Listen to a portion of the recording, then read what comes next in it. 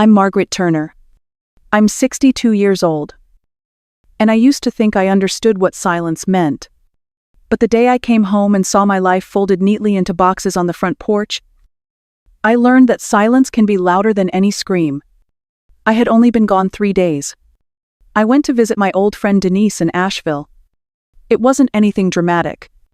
No argument before I left. My son Ryan hugged me at the car. His wife, Melissa, promised to water my plants. I didn't pack much. Just enough for a weekend. Because I thought I was coming back to the same life I had left behind. The porch light wasn't on. That was the first sign something was wrong. It was always on when I came home. Ever since Ryan was a boy. Then I noticed the suitcase. Mine. Sitting upright against the railing. Half-zipped, like it had been opened and closed in a hurry. Next to it was a plastic storage bin with my name written in Sharpie on the lid. Inside the bin were pieces of me. My reading lamp. The one I used since college. A couple of framed photos. One was from a family trip we took years ago. One was just me and Ryan on his graduation day. Taped to the glass was a folded sheet of paper. It had 6 words on it. Written in his handwriting.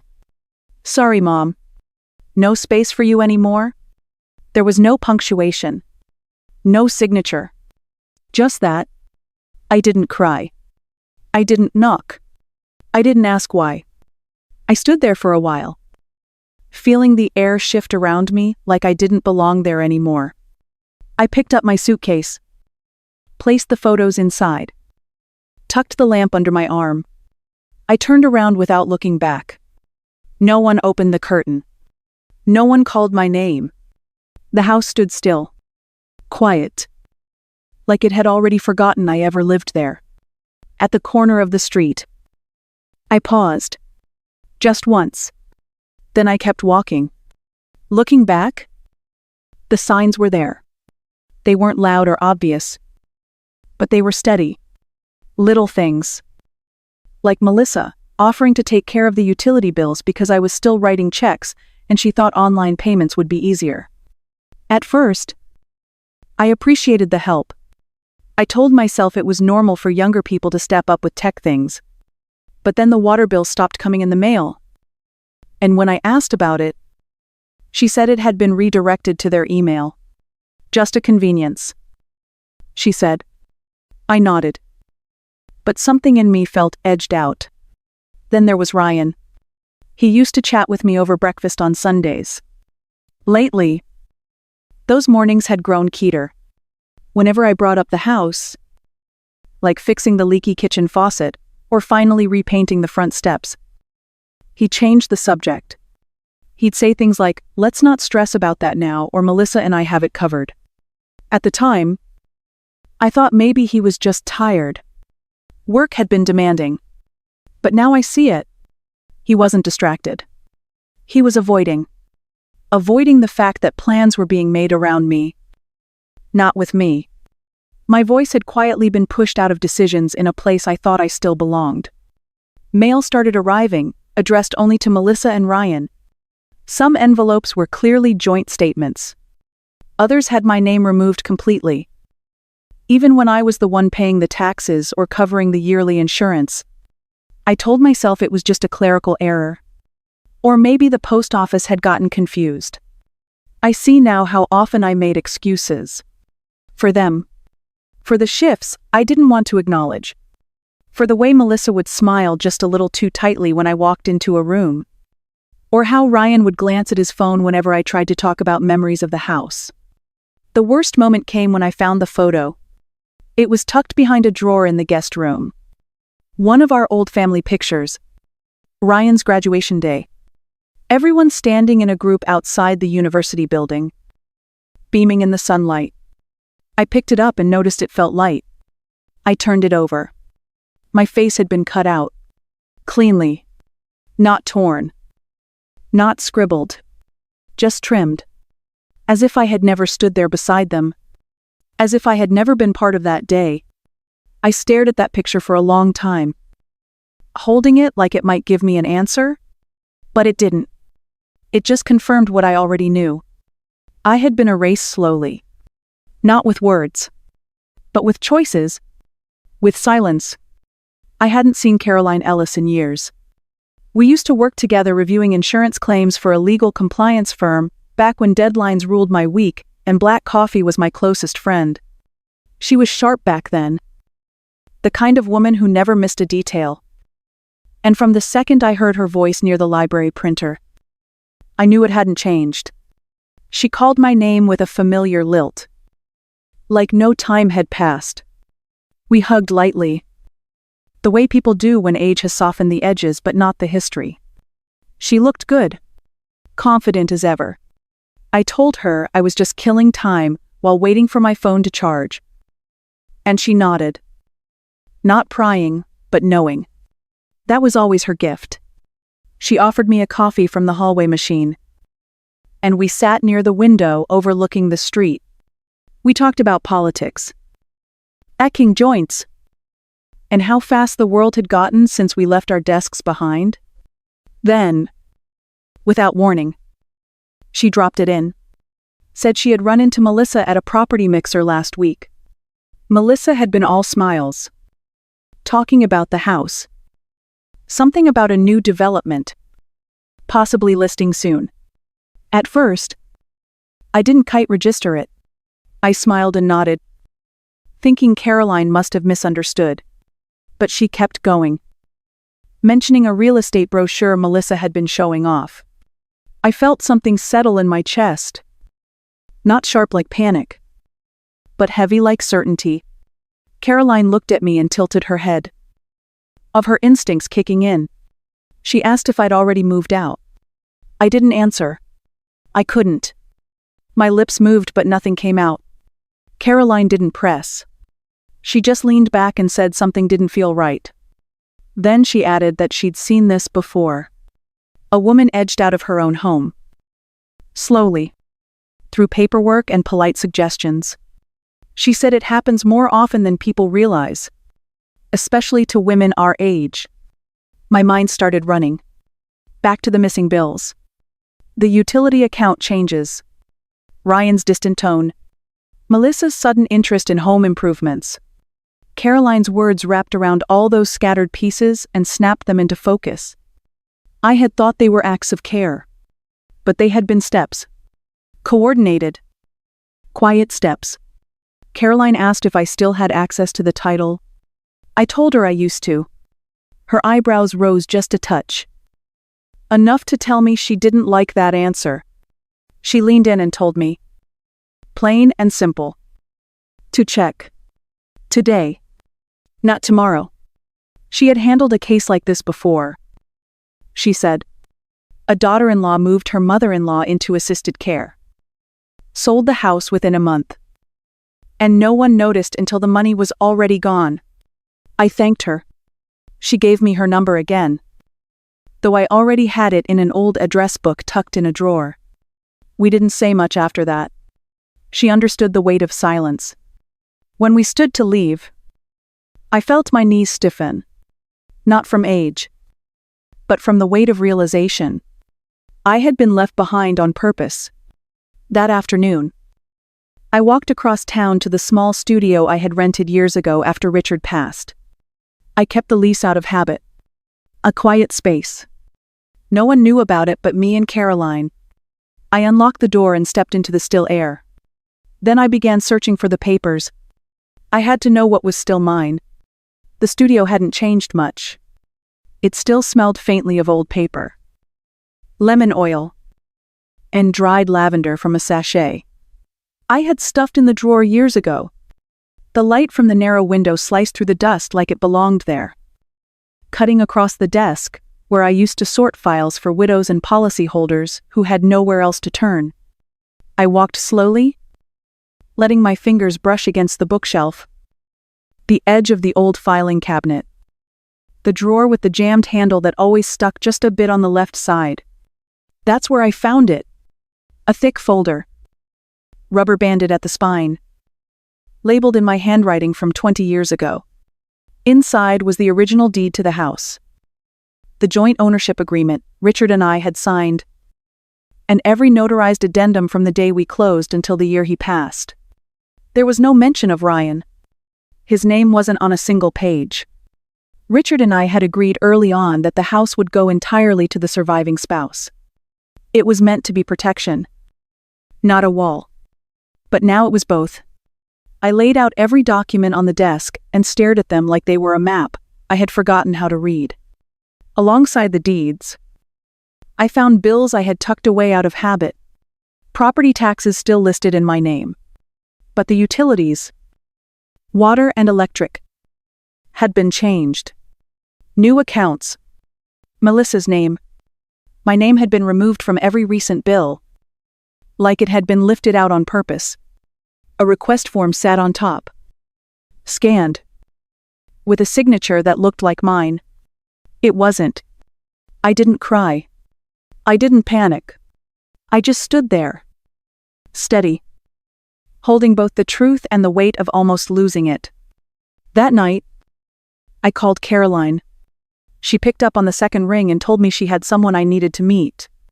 Her name was Eleanor McGrath, a retired estate attorney who now helped women like me reclaim what was being quietly taken from them. We met 2 days later in a quiet office above a pharmacy. Eleanor was in her late 60s, with silver hair pulled into a low bun and a voice that didn't try to impress anyone.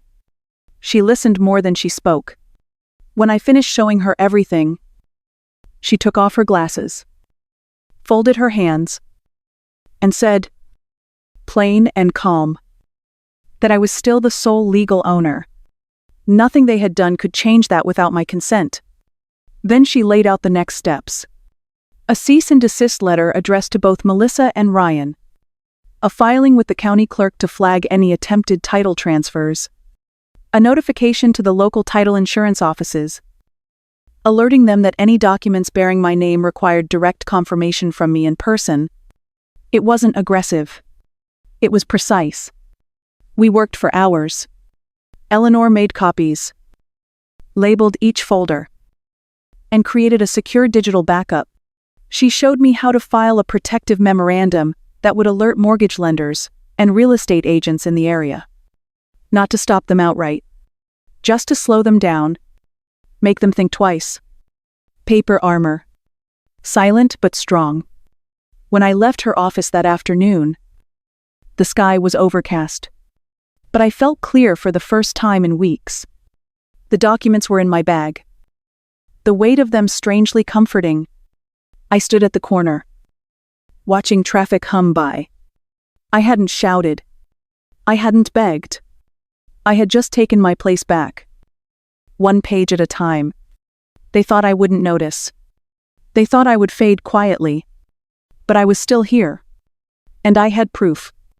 I walked home slowly. Not out of weariness, but out of a kind of reverence. A quiet kind of power had returned to me. Not loud, not showy, just mine. He knocked late in the afternoon, just as the sun dipped low behind the trees across the street. I knew it was him before I even looked through the peephole. There was a rhythm to his knock that hadn't changed since he was a boy asking to come in after curfew. I opened the door halfway. He looked tired. His eyes didn't hold anger or guilt. Just the kind of weariness that comes from running out of excuses. He asked if we could talk. I stepped aside. Not as an invitation, but as an acknowledgement. He stood near the window, glancing at the stack of papers on my table without touching them. He started by saying he didn't know it had gotten this serious. That Melissa had taken the lead. That she had thought it would make things easier. I didn't say a word. I just listened. He stumbled through phrases like it wasn't meant to push me out and we just didn't think you'd be upset. I watched his face closely. He wasn't lying. Not exactly. But he wasn't being brave either. He said he thought I wanted to rest more. That maybe I didn't need the house anymore. That Melissa had a plan, and he went along with it because it seemed easier. I asked one thing. Why didn't you stop her? He looked down at his shoes. His shoulders slumped the way they used to when he came home with a bad report card. He said he didn't want the conflict, that it felt easier to step back. that he didn't think I'd push back. His voice was quiet. Too like he knew. The words weren't enough, even as he said them. It wasn't hatred. It wasn't malice. It was cowardice. He hadn't chosen Melissa over me. He had chosen silence over discomfort. He had chosen the easier room. The quieter dinner. The peace of not speaking up. I stood there with my arms crossed. Not angry but tired. Tired in the bones. Tired in the way a person gets when they realize the people they love have been making choices that slowly push them out. I told him the letters had been sent. The title was protected. The house was no longer at risk. And neither was I. He asked if there was anything he could do now. I told him this wasn't about paperwork anymore. It was about trust. And he had let it break without trying to hold it together. He nodded like he understood. But he didn't ask for forgiveness. Maybe he knew better than to ask for something that couldn't be offered yet. When he turned to leave, I didn't stop him. I didn't walk him to the door. I didn't reach out to hug him. I simply said, "Take care." He looked back once. But I had already turned away. I closed the door behind him softly. Not in anger. Not in sorrow. Just with finality. There is a kind of pain that doesn't shout. It just sits with you. Steady and unmoving. That day, I didn't lose a son. I lost the illusion that he would always choose me when it counted. And in that moment, I chose myself instead. Quietly. Completely. Without apology. The invitation came as a text. Just a few words. Clipped and polite. Ryan said they wanted to clear the air. To talk as a family. I didn't reply right away. I forwarded it to Eleanor. And she offered to come with me. Saturday afternoon was cold. The wind carried that kind of edge that makes you pull your coat tighter without thinking. Eleanor picked me up in her car. She was calm as always. Her briefcase on the seat between us like armor. Neither of us said much during the drive. The house looked the same from the outside. White shutters. Red door. Flower pots by the porch filled with late autumn mums. But it felt like a replica. Like someone had taken the shell of my life and tried to restage it without knowing where anything truly belonged. Inside, the living room had been carefully arranged. Pillows fluffed. A cheese board on the table. Scented candles burning. Melissa stood by the fireplace in a tailored sweater. All smiles. Ryan looked nervous. His eyes flicking from me to Eleanor and back again. We sat down. No one touched the food. Melissa started speaking. Her voice was smooth. Almost rehearsed. She used words like tension and communication gap and unintended consequences. She said they never meant for me to feel excluded. That things just moved too fast. That it was all a misunderstanding. Eleanor let her speak. Then she opened her briefcase and placed a copy of the cease and desist letter on the table. Her voice didn't rise. It didn't need to. She stated clearly that the house was legally mine. That any actions taken to sell, refinance, or reassign ownership without my written approval were invalid and had been reported. Her tone was measured and professional. It cut cleaner than any raised voice ever could. The room went still. Ryan looked down. Melissa blinked twice. Like someone had lost her place in a script. That's when I spoke. I said I wasn't here to argue. That I wasn't here to be placated. I was here to tell them what would happen next. I was selling the house. Not to punish anyone. Not for revenge. But because I no longer wanted to share my name with walls that had forgotten me. Melissa opened her mouth. But I held up my hand. I wasn't finished. I told them the sale was already in process. That Eleanor had handled the details, and that the full proceeds would be used to create a foundation, one built to help women like me, women who had been edged out of their homes, their families, their lives. Ryan's face didn't change. But I saw something slip behind his eyes. Maybe it was shock. Maybe it was shame. I didn't wait to find out. I stood up slowly, letting the silence settle into every corner of that carefully staged room. I said they had made space by pushing me out. Now I would make space for someone else who needed it. And I meant it. Eleanor gathered her papers and nodded once toward Melissa and Ryan. Then she followed me to the door. We didn't rush. We didn't slam anything. We just left. Quietly. Cleanly. Outside. The wind had picked up. But it felt different now. Fresh. Honest. I didn't look back. Not because I was angry. But because there was nothing left there for me. I had said what needed to be said. I had taken back what was mine. And I had given it purpose. The door closed behind me with a soft click. But it echoed like freedom. My new apartment is small. But it faces east. The sun comes in early. And every morning I let it spill across the hardwood floors before I make tea. I keep the windows open when I can. Even when it's chilly.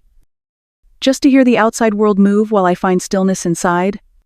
I didn't bring much with me. Just a few books. A framed photo of myself by the ocean. And a lavender plant I named Mercy. It sits by the window in a clay pot and leans a little to one side, growing crooked toward the light. Each morning, I lace up my walking shoes and head out before the world gets too loud. There's a narrow trail behind the building, lined with pine trees and a low fence where birds gather. A woman jogs by most days with a golden retriever. We never speak. But we've started to nod at each other. That's enough for now. I write most evenings. Nothing structured. Just thoughts. Bits of memory. Feelings that don't quite fit into conversation.